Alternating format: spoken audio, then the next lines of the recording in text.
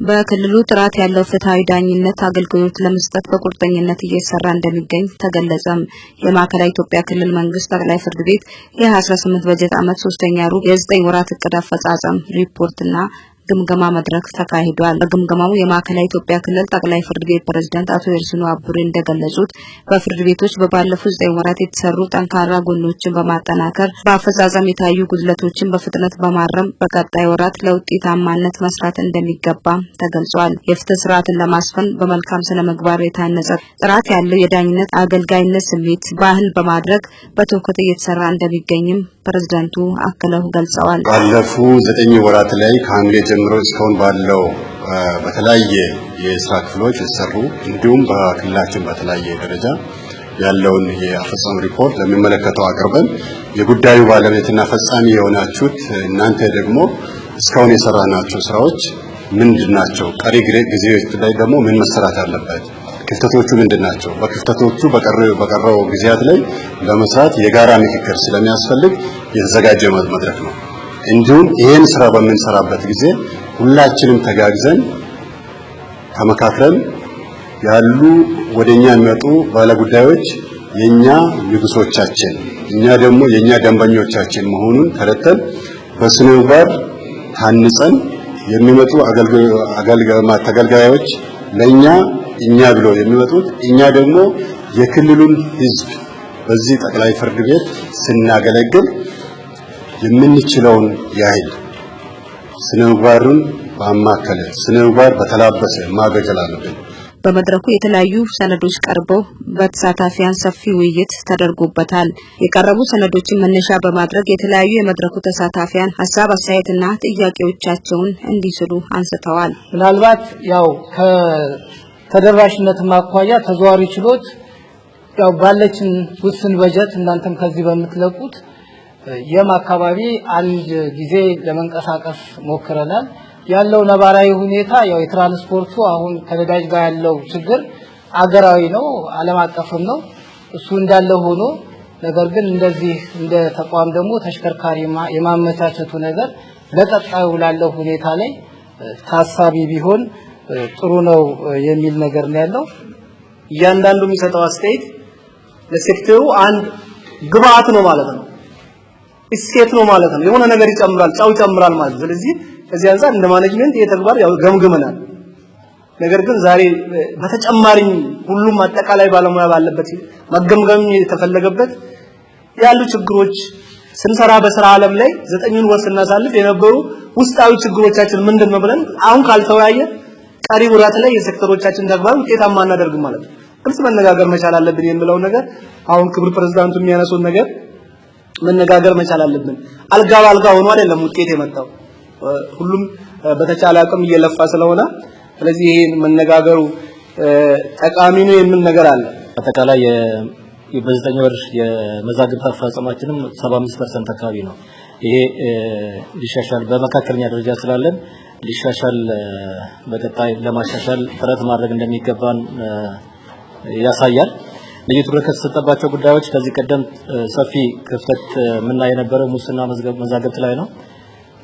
በዚህ ላይ ከፍተኛ ውጤት ስላስመዘገብን በእርግጥ ይሄ የጥምረቱም ድጋፍ ያለበት ነው።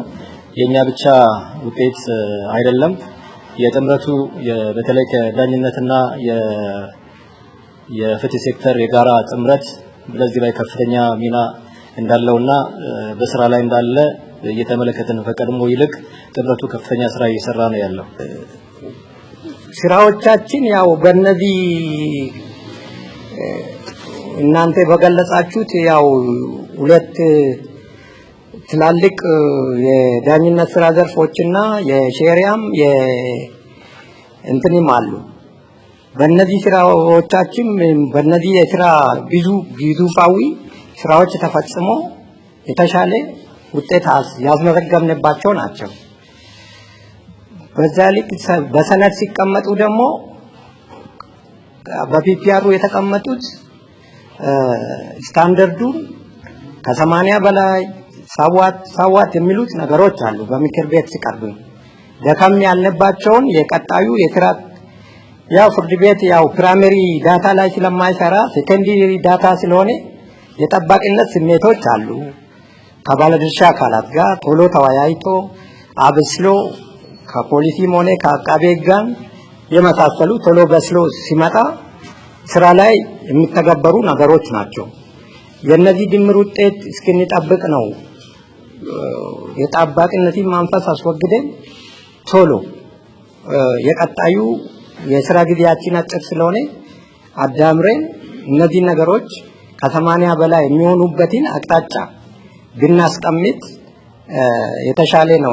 ተቋሙ በ9 ወራት ውስጥ አንደኛ ከተደራሽነት አንፃር የሄደባቸው ርቀት አንደኛ የህዝብን ችግር በተለይ ወጪንም የጊዜንም የጉልበትንም የገንዘብንም ለመቀነስ የሄደው ርቀት እጅግ ከህብረተሰቡ ሐሳቦች ይነሳሉ።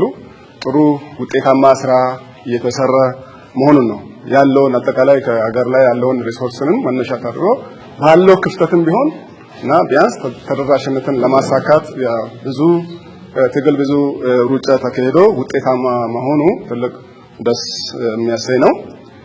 ሌላኛው እኔ በጠንካራ ጎን ብዬ ስራዎችን በመገምገም በተለይ የመዛግብትን ክምችት ለመቀነስ በሚል በአንድ ማዕከል ብቻ ሳይታጠር እና በሁሉም ምድብ ችሎቶች ያሉ ዳኞች በአንድ ላይ የፍርድ ቤት ስራ በመሆኑ እነዚህን ክፍተቶችን ለመሸፈን በሚል ሰፊ ርቀት በመሄድ የሰበርና የይግባኝ መዝገቦች እልባት እንዲሰጡ እና የሄደበትም ርቀት በጣም ጠንካራ ጎኑ የሚታይ መሆኑን ነው።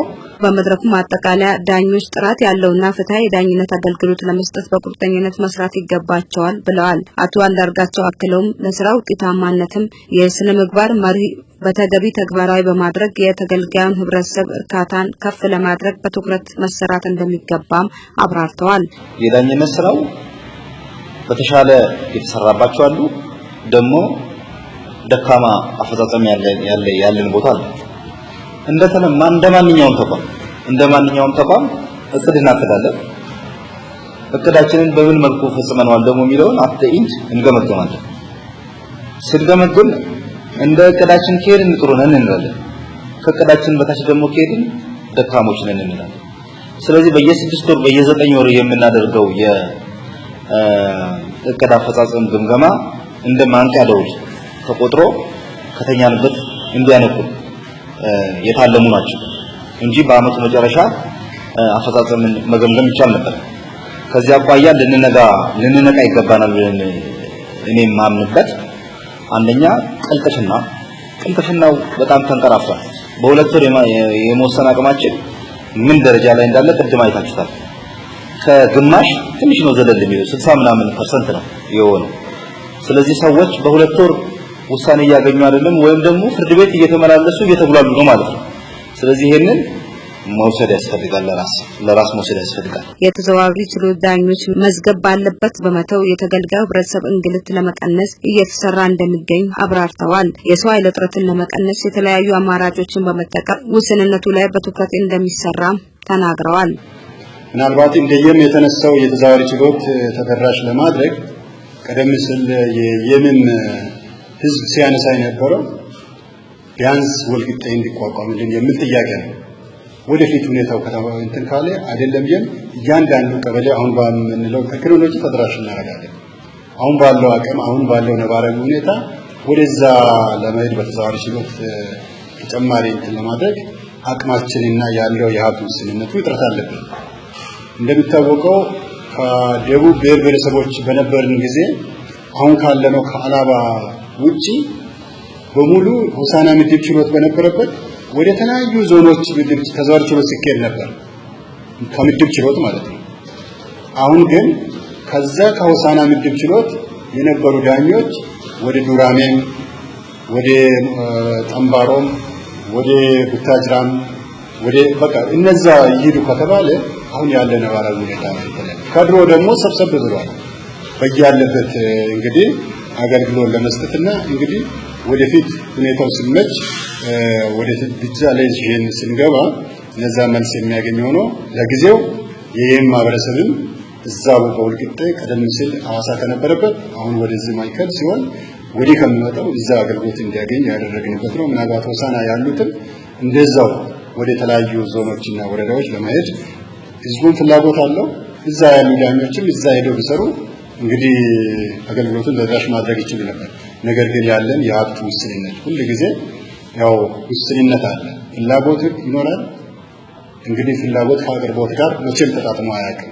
ያንን ተደራሽ ለማድረግ ያንን ይሁን እንዲሆን የሎጂስቲክና ያለ የሀብት ውስንነት ማተር ስለሚያደርግ በዛ አግባብ ቢታይ አሁን ባለው ሁኔታ ሁለቱም ምድብ ችሎት ላይ ከመጀመሪያ በተሻለ ሁኔታ ሰው አገልግሎት እያገኘ ያለበት ነው። እንግዲህ እንደ ሐሳብ የተነሳው የመዝገቦች ለምሳሌ ከዚህ ተዛዋሪ ችሎት ዳኞች የሰበረ መዝገብ ይዞ ሲሄዱ ይዞ መውጣት የለባቸው። ይሄንን እናስተካክላለን። ምክንያቱም መዝገቡ ማህበረሰቡ ነገ ደግሞ እዛ በመዝገቡ ቅሬታ ካለ ከዛ ደግሞ እዚህ መጥተው ወደ አዲስ አበባ ለመሄድ ሌላ እንትን መክፈል የለባቸው።